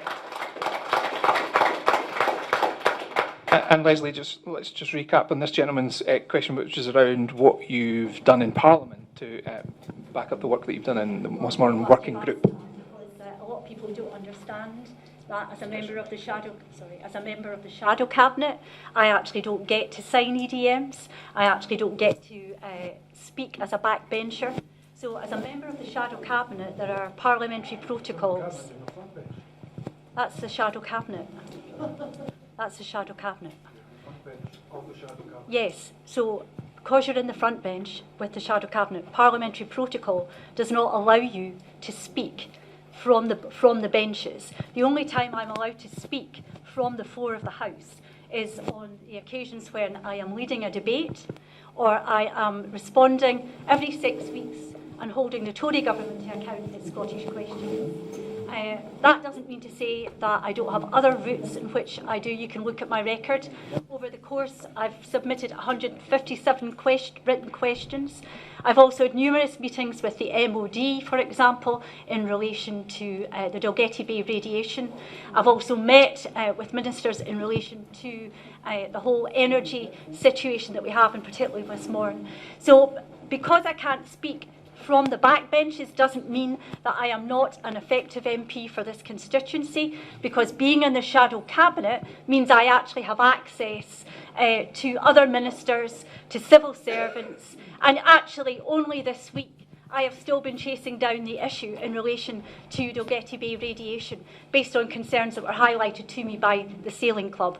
And that's because I've built up that relationship with those civil servants over the last 2.5 years.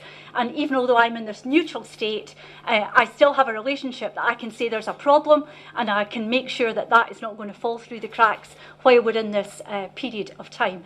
In some respects, it's been very frustrating, because the only time you can make that contribution, I can also speak in Westminster Hall debates.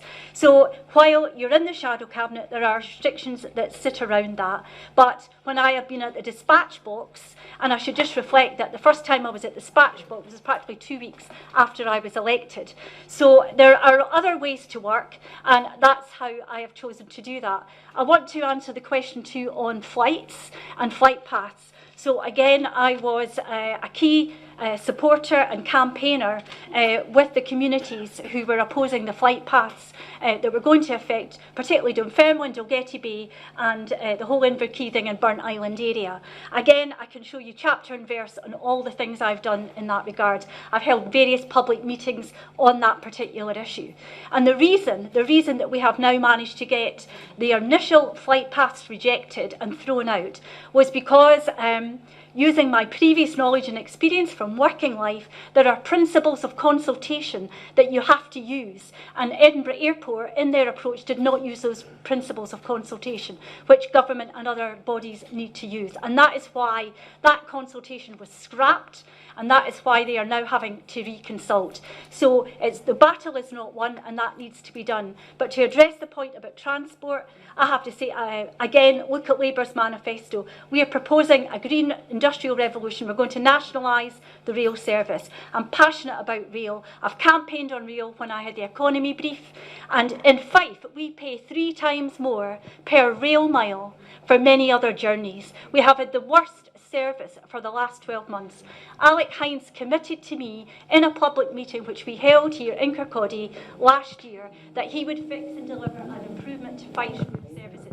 He said we would get new carriages, and that has not been delivered. And the multiple issues that he highlighted to me were not network related. On this occasion, he said the issues they had were down to the basically not enough drivers for the new trains and problems in terms of the assimilation of that in terms of service delivery. Thank you, Lesley. Here we are 12 months on, it still ain't fixed, and Labour will nationalise the rail service, and we will invest in public transport, not least of which is giving local councils the right to run municipal partnerships, to actually have municipal bus services, and to stop the privatisation of our proud bus services. Thank you, Lesley, for that. We're almost out of time completely, I'm afraid. We are compiling our intention to vote figures, and we'll get them just in a second. But in the spirit of reconciliation, candidates, at this very unusual time for an election in December, let's imagine for a second that you three are all spending Christmas Day together. How joyful that would be for you, I'm sure. Tell us each in just a couple of sentences, what present would you buy for each other? Why? Let's start with Scott. Okay, my partner is going to be very disappointed for a start. That is such a hard question. I wish I hadn't asked it. Do you know what? I think I would give Lesley an apology because I didn't mean to say she was lying. I did genuinely mean to say she was laughing. That's what I'd get you, Lesley, and a card, a nice one. For Neale, I would get him a nice Christmas jumper that was made by a reputable company with eco-friendly material that paid the living wage. He likes his jumpers. Neale, over to you next. I'm just going to go with the spirit of the moment. Scott, you're getting slippers. And Lesley, I think I would get you a tasteful handbag. And Lesley? Well, I think we're in for a kind of cool Christmas. So just pop your mic so that everyone can hear your answer. I was originally going to say that I think we could share a nice Christmas lunch chatting over Labour's exciting manifesto, around which actually, based on tonight's discussion, there is actually a majority consensus for a lot of the policies that I think we would all like to see in the new year. So I wish us all for Christmas actually a better new year than we've had for the last few years under the Conservative government. And I actually think that's the best Christmas present, not only for us, but for all of you as well. Thank you very much. Okay, Elric, I think we're ready for your amazing graphics. You good to go this time? Okay, so this is party or voting intention after tonight's debate. Let's see if there's been any change. So this is where we vote, it works? Okay, yes it does. Okay, so initial poll. I corrected the colours, so I hope that makes sense. And now, so there we go. So initially 55 for Neale, 11 here for Scott. Sorry Scott for missing you initially, so there we go. And it was 16 and 16 on this side. It was undecided for Lesley and undecided, yes, and then 0% for Liberal Democrats and the Unionist Party here. So exit poll is 64, so plus 9% for Neale and Hanvey. The loss was clearly from the undecideds tonight, and plus 1% for Lesley Laird at 17%, 11 unchanged at the moment for Scott, and 6% is undecided still, and that's here tonight. Thank you very much. Thank you very much. It just leaves for me to say thank you on behalf of Fife Centre for Equalities and Pink Saltire. Thank you very much for coming out. Whatever you do on December the 12th, make sure you just go out and vote for someone, hopefully. Oh, closing statement. Of course we have. Yes, we've got closing statements to go. So, with that in mind, you've heard the results of tonight's poll from inside the room. Does that make a difference to what you're about to say as you wrap up? Let's start with Lesley Laird as your closing statement, please. Well, on the basis that this is about equality and what unites us, and I think that's the tone around which we have tried to have tonight's discussion and debate, then I think there's a lot that unites us in this room as to why you should vote Labour on the 12th of December. Because if you want to have a radical green agenda, if you want to have a climate change manifesto delivered by a government that fundamentally really does care about it, then the answer to that is vote Labour on the 12th. If you want to have new jobs and new investment and regeneration in many of our communities, then there is only one way to deliver that, and that is to vote Labour on the 12th of December. If you are serious about eradicating the scourge and the cruelty of universal credit, then the only way to address that is to vote Labour on the 12th of December. If you want to see 120,000 new homes built across Scotland, then the only way to do that is to vote Labour. If you want 100 billion of investment and the prospect of a better future than we have at the moment, then vote Labour. And if you want a vote in terms of determining the outcome of Brexit, then please vote Labour and vote for Lesley Laird on the 12th of December. Thank you very much, Lesley. Neale Hanvey, you're going to be next. Thanks, Stuart. I used to vote Labour. I voted Labour most of my youth and into my adulthood, and I lived in London for a long time, so there was no SNP to vote for. And I came back up, well, I stopped voting Labour when they invaded Iraq, and I just couldn't bring myself to do it. So there was a couple of elections I voted Lib Dem before they completely tarnished their reputation as far as I'm concerned. But in 2010, I entered politics, and I entered politics for one principal reason, which was I never wanted Scotland to be subjected to Conservative governments that we didn't vote for any longer. And that is still the guiding principle that I have. In 2014, at the doorstep when we were talking about independence, the people of Scotland voted for a status quo that is gone, that doesn't exist and will never return. We spoke to people about the possibility of a Boris Johnson and a Farage coalition, and we are now heading into exactly that territory where Farage may indeed be a Lord. We've got a choice in this election. We either vote for the old parties that are located in Westminster, or we vote with confidence for a better future and to protect, and not only protect, but to enhance the life that we have. And it really is a fundamental choice as that. So the only way, as far as I'm concerned, is to achieve all of that and to tackle the inequality that we've spoken about tonight, is to vote for someone who will speak with power and authority for this community and for Scotland in Westminster, and will help deliver an independence referendum next year and get us out of this Brexit shambles.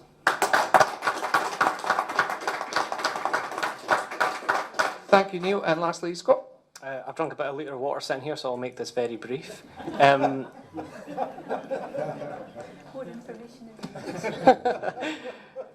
If you want a Green New Deal for Scotland that simultaneously addresses the climate crisis and provides the jobs, the infrastructure, the future we need to go forward into the 21st century, you vote Green. We want to see a just transitions for workers. We weren't prepared for the end of coal. We're not prepared for the end of oil, and that is coming. We need to address this now before it is a runaway issue. Farmlands are ruined. Houses can't be sold. Waters rise. We do not want to see our world and humans destroyed in the process. If you want a local MP who will fight on issues both local and national, you vote Green on December the 12th, and I will deliver on climate action. Thanks for coming. Thank you very much, Scott. Thank you very much to all of you for coming along tonight. May I say thanks to all of the FCE and Fife Centre Action staff that are in here tonight that have supported the Hustings. And thank you from Nina and I for coming out. Have a safe travel home. Thank you. Can I